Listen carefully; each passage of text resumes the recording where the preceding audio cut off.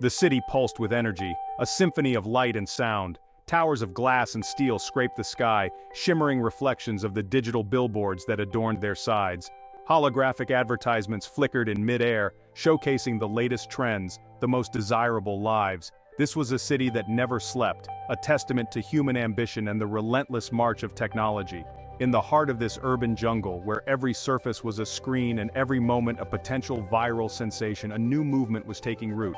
It promised freedom, authenticity, and a connection deeper than anything the digital world could offer. Its name was True Form, and its message was deceptively simple. Shed your clothes, shed your inhibitions, and embrace your truest self.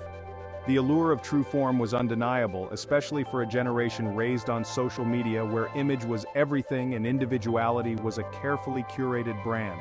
It was a rebellion against the artificiality of the digital world, a yearning for something real in a world of filters and facades. But beneath the surface of this seductive movement lurked a darkness, a sinister truth that threatened to consume the very souls it promised to liberate.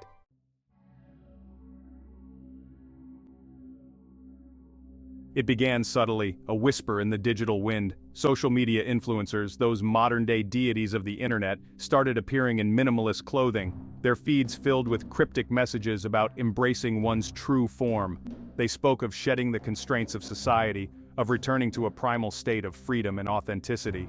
Their followers, hungry for connection and validation, lapped it up. The movement gained momentum with astonishing speed. What started as a niche trend exploded into a cultural phenomenon, spreading like wildfire through the interconnected veins of the city. Soon, it wasn't just influencers preaching the gospel of true form. Celebrities, athletes, even politicians began to embrace the movement, their naked bodies on display as symbols of liberation and self-acceptance. The message of true form was simple, but its appeal was deeply rooted in the human psyche. It tapped into a primal desire for connection, for belonging, for a sense of purpose in a world that often felt cold and indifferent. It offered an escape from the relentless pressure to conform, to fit in, to project an image of perfection that was ultimately unattainable. But like all seductive illusions, it came at a price far greater than anyone could have imagined.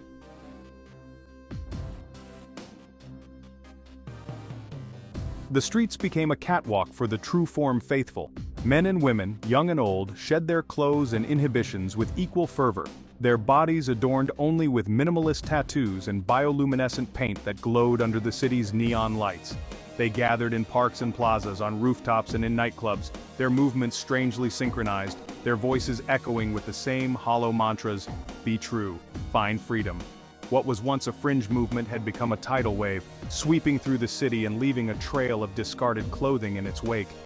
The media, ever eager to capitalize on the latest sensation, fueled the fire, broadcasting images of true form gatherings to every corner of the globe. The movement became a global phenomenon, its message transcending language and cultural barriers. But as the movement grew, so too did a sense of unease. There was something unsettling about the blank expressions on the faces of the true form followers, the vacant look in their eyes, the robotic synchronicity of their movements. It was as if they had surrendered their individuality, their very souls, to some invisible force. The city, once a vibrant tapestry of human experience, was slowly becoming a canvas for a single chilling message: conformity masquerading as freedom.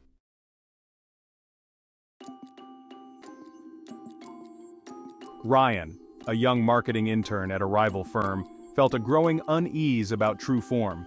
His days were spent analyzing data, tracking trends, predicting the next big thing.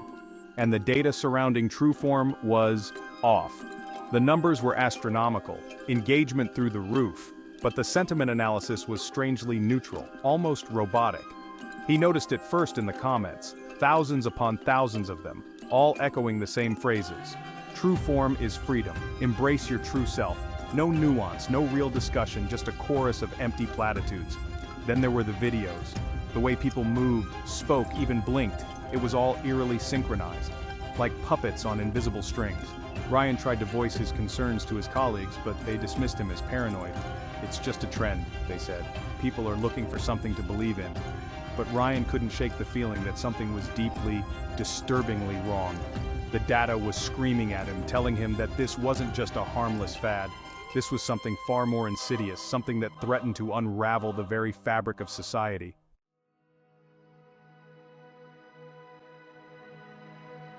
His unease turned to dread when he saw his childhood friend Maya on a live stream from a true-form gathering. She stood in the middle of a pulsating crowd, her usually vibrant eyes vacant, her body adorned only in the movement's signature minimalist tattoos. Her voice, usually brimming with warmth and laughter, was flat, emotionless, as she repeated the movement's mantras. Ryan and Maya had been inseparable as kids, sharing a love for comic books, vintage video games, and late-night philosophical debates. She was fiercely independent, fiercely intelligent, the last person he'd ever imagined succumbing to something like this. Seeing her now, lost in that sea of blank faces, sent a chill down his spine. He tried calling her, but she wouldn't answer. He messaged her, desperate to reach through the fog that seemed to have enveloped her mind. Her replies were short, clipped, echoing the same empty phrases he'd seen in the comments. It was as if someone or something had flipped a switch inside her, erasing her personality and replacing it with a hollow imitation.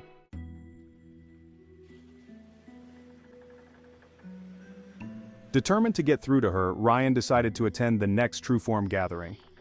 It was held on a rooftop overlooking the city, a sea of bodies bathed in neon light and pulsing music. The air thrummed with a strange energy, a mix of euphoria and something else, something colder, more calculating. As he made his way through the crowd, he noticed subtle details he hadn't picked up on before. The minimalist clothing, while seemingly innocuous, bore a striking resemblance to the designs of Neolab, a tech giant known for its cutting-edge neural interfaces and subliminal messaging technology. He also noticed patterns in the music, faint, high-frequency tones that seemed to be having a hypnotic effect on the crowd. He finally found Maya standing near the stage, her eyes fixed on the charismatic leader of the movement. He tried to talk to her, to break through the wall that seemed to have been erected around her mind, but she just stared at him blankly, repeating the same phrases. Be true, find freedom, don't fight the flow. It was then that Ryan knew, with a chilling certainty, that this was more than just a trend. This was something far more sinister, something that threatened to consume not just Maya, but everyone around him.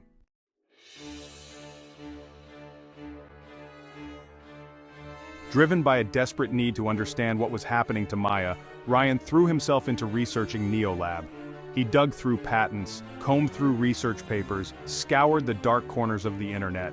His efforts led him to a hidden section of Neolab's website, a place where the company boasted about its latest breakthrough, a neural virus capable of spreading through digital networks and altering human behavior.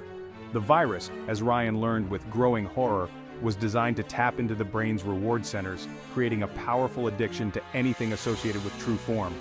It spread through shared content, images, videos, even music, embedding itself deep within the subconscious.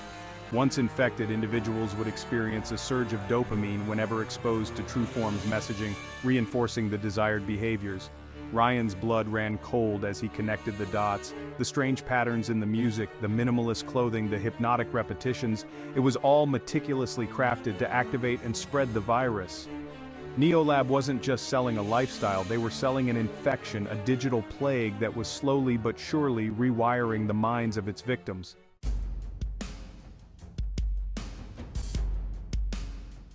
But why? What could Neolab possibly gain from creating a generation of mindless followers? The answer, Ryan soon discovered, lay in the company's ultimate ambition: total market dominance. Neolab's CEO, a reclusive tech visionary named Alistair Vance, believed that true freedom lay in complete surrender to desire. He envisioned a world where consumers were no longer burdened by critical thought, where their every whim, every purchase was dictated by a carefully curated stream of subliminal cues. The True Form movement was just the first step in Vance's grand plan. By controlling the very desires of their consumers, Neolab would become more than just a company. It would become an invisible hand, guiding the thoughts and actions of an entire generation. And with each new convert, with each mind surrendered to the virus, Neolab's grip on society would tighten.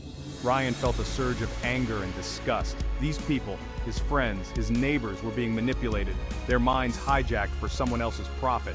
He had to stop it, had to expose Neolab for what it truly was. But how could he fight an enemy that had already infiltrated the minds of millions?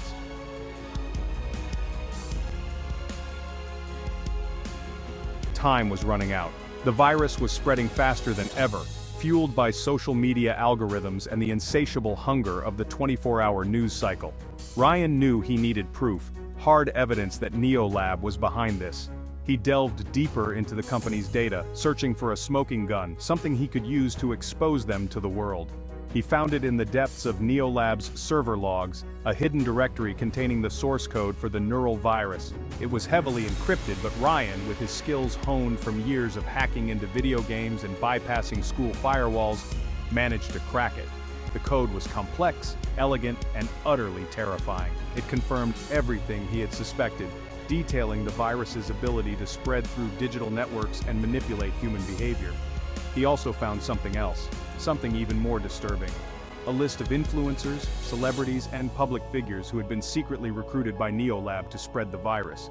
These weren't just mindless followers, these were willing participants, complicit in NeoLab's grand scheme. Ryan realized with a sickening feeling that the infection ran deeper than he had imagined.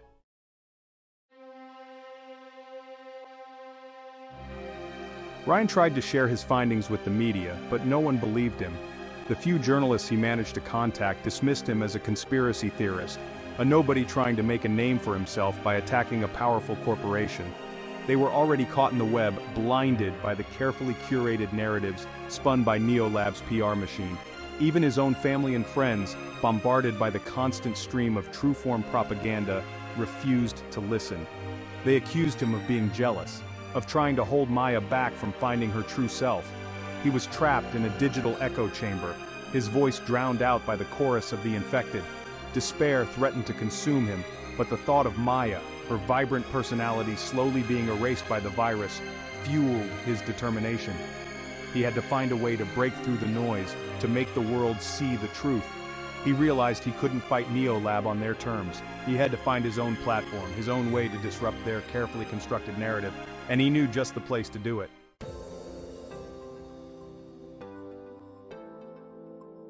The city's heart was a concrete jungle, but within its steel veins, a different kind of pulse was starting. Ryan felt it, a growing unease among those who hadn't yet succumbed to Trueform's allure. People were starting to notice the vacant stares, the robotic movements. Whispers of doubt were turning into murmurs of dissent. They just needed a spark. He knew he couldn't rely on traditional media. They were too deeply entrenched in NeoLab's web of influence. He needed to reach people directly, to bypass the filters and firewalls that kept the truth at bay. His solution lay in the very technology NeoLab sought to control, the digital networks that pulsed beneath the city's skin. Ryan, drawing upon his hacking skills, began crafting a digital counter-narrative. He infiltrated NeoLab's carefully curated feeds, injecting snippets of truth into their stream of manufactured desire. Subtle at first, a flicker of doubt in a sea of smiling faces, a glitch in the matrix of perfect bodies. He had to be careful, a step ahead of NeoLab's algorithms, a ghost in the machine.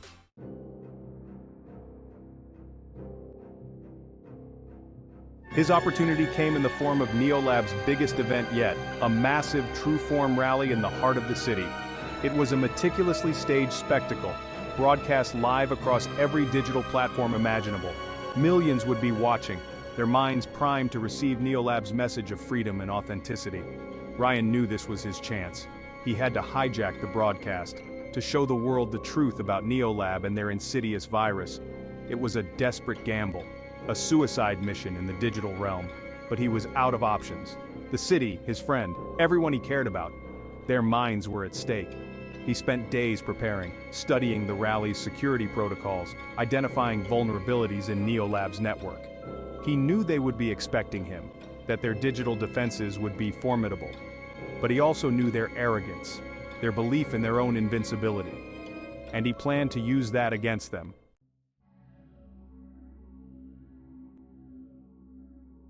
The night of the rally pulsed with nervous energy.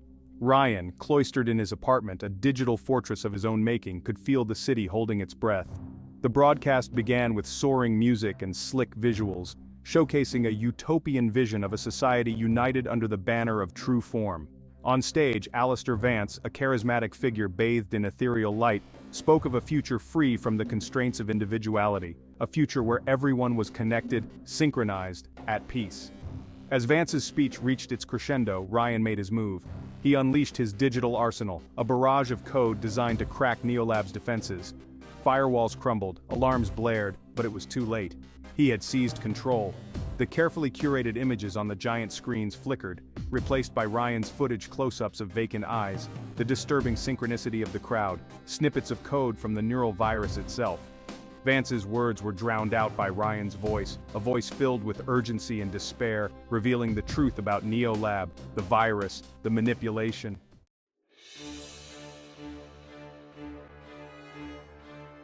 The city watched in stunned silence as the illusion shattered before their eyes. On the streets, confusion reigned as the carefully orchestrated spectacle descended into chaos.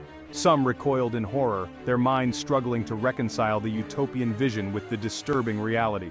Others, their minds still clouded by the virus, clung to Neolab's message, their voices rising in a dissonant chorus of denial. The broadcast was short-lived, cut short by Neolab's desperate attempts to regain control, but the damage was done. The seed of doubt had been planted, and it was already taking root. Ryan watched as social media exploded, the hashtag #TrueFormVirus trending worldwide. Ryan knew this was just the beginning. Neolab wouldn't go down without a fight, and the virus had already infected millions. But for the first time in a long time, he felt a glimmer of hope. The city was divided, yes, but the truth was out there. The fight for the city's mind had begun.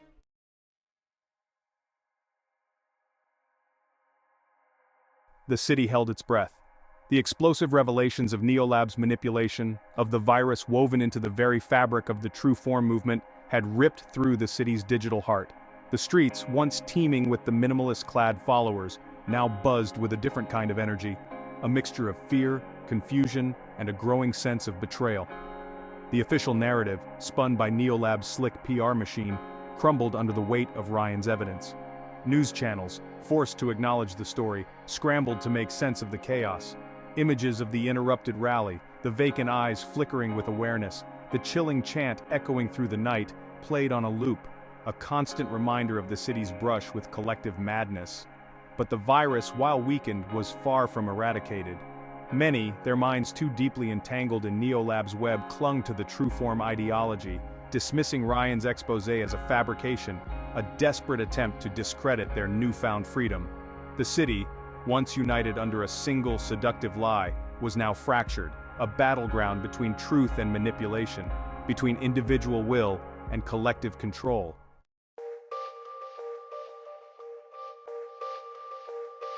Life, as it always does, found a way to move forward, but the city was irrevocably changed. The streets were no longer filled with the eerie synchronicity of the True Form followers, but a palpable tension lingered in the air. The neon lights, once symbols of progress and excitement, now seemed to pulsate with an unsettling energy, their glow tinged with a newfound paranoia. Neolab, though severely damaged by the scandal, was far from finished. Alistair Vance, his charismatic facade shattered, disappeared from public view. But the company, like a hydra, seemed to regenerate, its tendrils reaching into every corner of the digital world. They released statements denying the existence of the virus, blaming the chaos on a coordinated disinformation campaign, their words ringing hollow in the ears of those who had witnessed the truth firsthand. Ryan, hailed by some as a hero, vilified by others as a fearmonger, found himself caught in the crossfire. He had exposed the truth, but at what cost? The city was a tinderbox, the virus still smoldering beneath the surface, waiting for a spark to ignite it once more. He knew his fight was far from over, that the battle for the city's mind, for the very soul of humanity in the digital age, had just begun. He looked out at the city, its skyline a jagged silhouette against the setting sun, and a single question echoed in his mind. How do you fight an enemy that lives inside your head?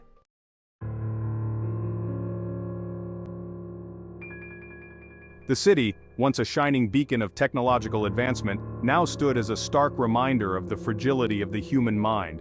The True Form movement, though officially discredited, left an indelible mark on the city's psyche. The virus, like a digital ghost, lingered in the shadows, a constant threat to the city's newfound sense of awareness. Ryan, hailed by some as a digital savior, found himself wrestling with a different kind of burden, the weight of knowledge. He could see the remnants of Neolab's manipulation everywhere, in the flicker of a screen, the catchy jingle of an advertisement, the carefully curated lives of social media influencers. The city, once a source of endless opportunity, now felt like a minefield of hidden agendas, a constant reminder of how easily truth could be manipulated, how readily people surrendered their individuality to the allure of belonging. The streets, once awash in the minimalist white of true form, now pulsed with a different kind of conformity, a wary skepticism of anything that seemed too perfect, too seductive. The virus, though weakened, had mutated, evolving from a blatant manipulation of the senses to a more insidious form of self-censorship, a fear of standing out, of questioning the status quo. Ryan knew that the true fight, the fight for the city's soul, was far from over. It was a fight that would be waged not on the streets, but in the quiet spaces of the mind, a constant struggle against the seductive whispers of conformity, the allure of surrendering one's will to the collective.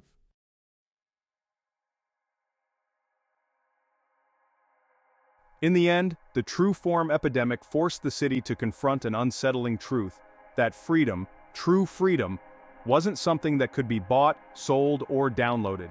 It wasn't about shedding clothes or embracing a particular ideology.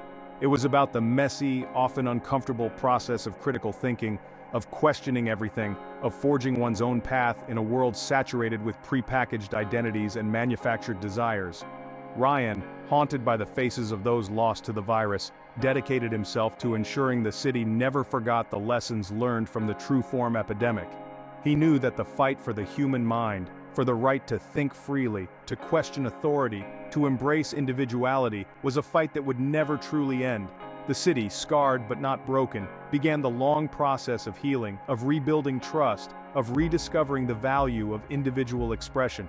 And as the neon lights flickered back to life, casting their artificial glow upon the streets below, a single question lingered in the air, a question that echoed through the canyons of glass and steel, a question whispered from one wary soul to another: how much of your mind is truly your own?